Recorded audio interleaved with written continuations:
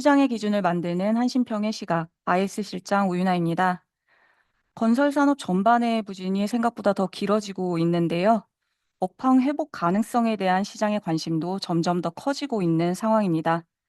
오늘 키스 팟캐스트에서는 기업평가본부의 김상수 수석, 선지훈 수석, 그리고 강성무 연구원과 함께 건설사들의 실적이 왜 이렇게 부진한 건지 그 주요 원인들을 함께 짚어볼 거고요.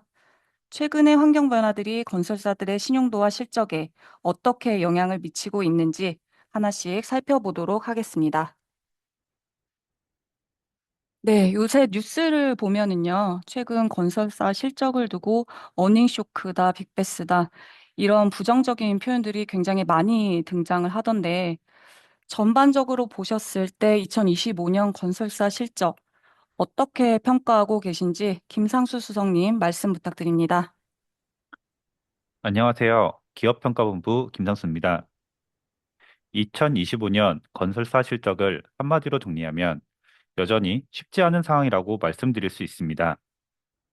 매출은 줄고 수익성은 저조하며 차입 부담은 늘고 있습니다. 당사가 유효 등급을 부여하고 있는 건설사들의 25년 합산 실적을 보면 우선 매출액이 줄었습니다. 특히 주택 경기 침체로 공급이 줄면서 주택을 포함한 건축 매출이 크게 감소한 점이 눈에 띕니다. 한편 25년 합산 영업이익률은 2.1%로 24년 0.4% 대비 소폭 반등하였는데요. 24년에는 현대건설의 대규모 손실로 전체적인 수익성이 저하되었죠. 이러한 일회성 비용들을 제외하고 보면 최근 3년간 영업이익률은 3% 내외로 낮은 수준에서 큰 차이가 없습니다. 매출 채권 대손이나 안전사고 관련 부담으로 수익성 부진이 계속되고 있습니다. 합산 순차입금은 25년에만 약 1조 원 증가하였습니다. 이는 24년에서 25년 사이 준공된 일부 현장에서 입주 및 대금 회수가 지연됨에 따라 매출 채권이 확대된 것이 주요 요인입니다. 여기에 PF 보증 또한 유의미하게 줄지 못하는 상황입니다.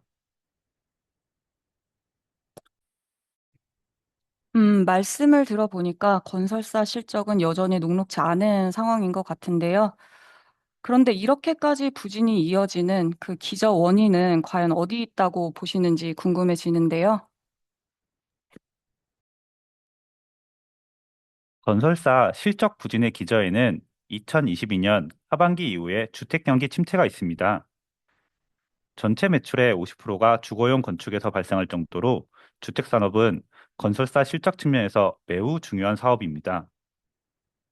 22년에서 24년 사이 실적 부진의 경우 자재비나 인건비 등 공사원가 상승이 주요 원인이었는데요.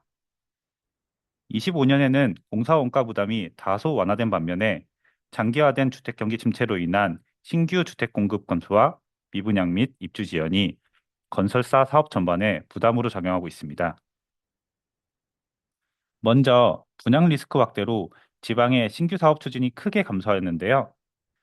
비교적 주택 경기가 양호한 수도권에서도 각종 규제 영향 등으로 주요 공급 수단인 정비 사업의 추진이 지연되면서 22년 이후 신규 주택 공급이 크게 감소했습니다.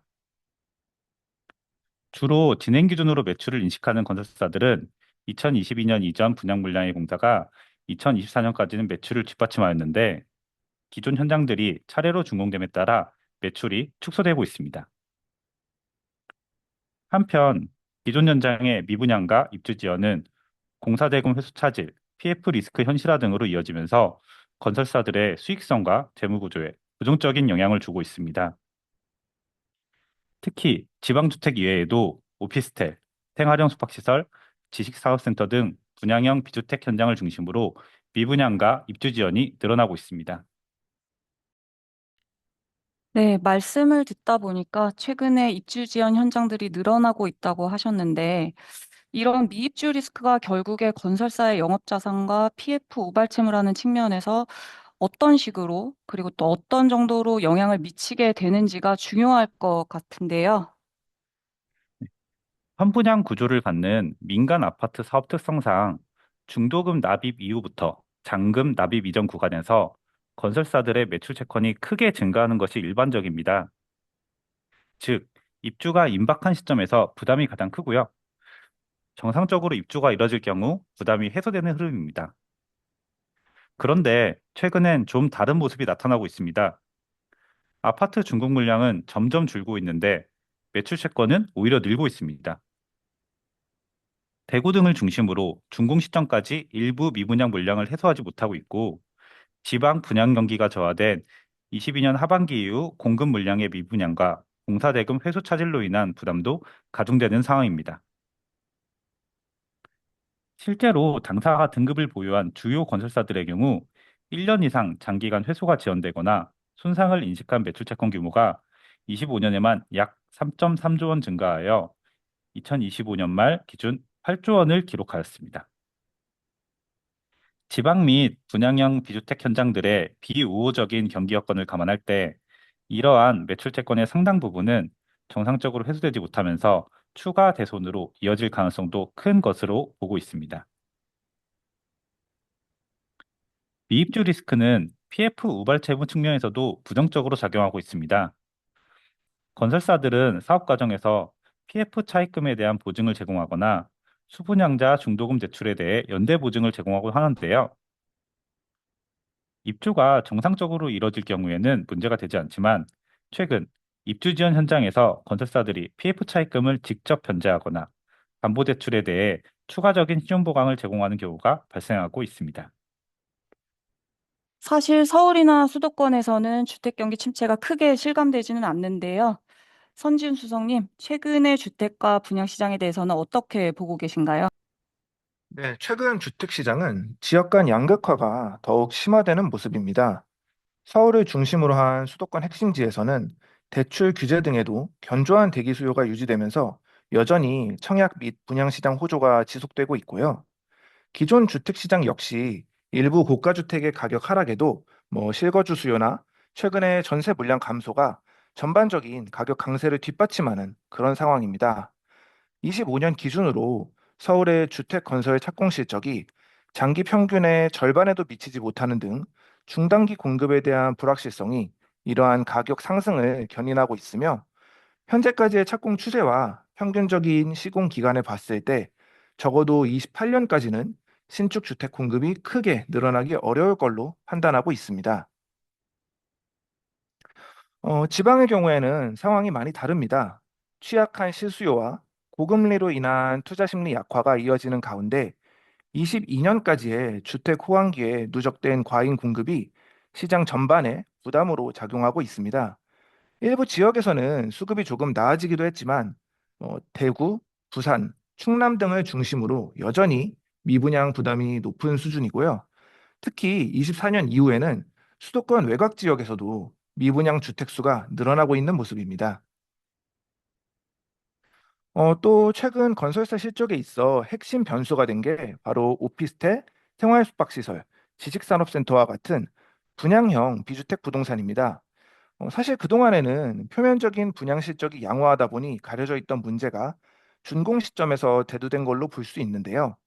전반적인 경기 둔화와 과잉 공급, 고금리 기조 등의 영향이 심화된 가운데 각각의 유형에 따라 아파트 선호 현상, 실거주 제한, 공실 부담 등으로 인해 입주 리스크가 높아지면서 대금 회수가 지연되는 사례가 늘어나고 있습니다.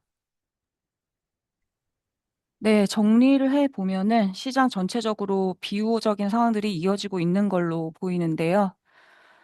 그런데 부동산 시장이라는 게 아무래도 국민 생활과도 밀접하게 맞닿아 있다 보니까 최근 정부 차원에서도 다양한 부동산 정책들이 나오고 있는데 이런 정책들이 건설사들에게는 어떤 방향으로 영향을 미칠 걸로 보시는지 답변 부탁드리겠습니다.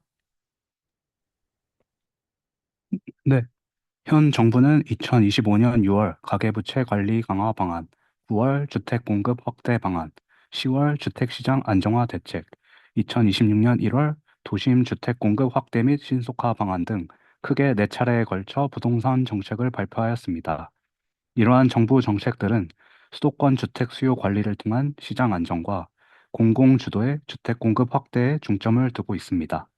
수요 관련 정책의 경우에는 아무래도 수도권 주택의 가격 상승을 억제하는 규제 중심의 정책이다 보니 정비 사업의 사업성 측면에서 제약으로 작용하는 부분이 많습니다. 공급 확대의 경우에는 실현 시점이나 가능성 측면에서의 불확실성으로 인해 단기 효과가 제한적일 것으로 판단하고 있습니다. 지방 관련 정책의 경우에도 현재 침체된 주택 경기를 근본적으로 반전시키기는 어려워 보입니다.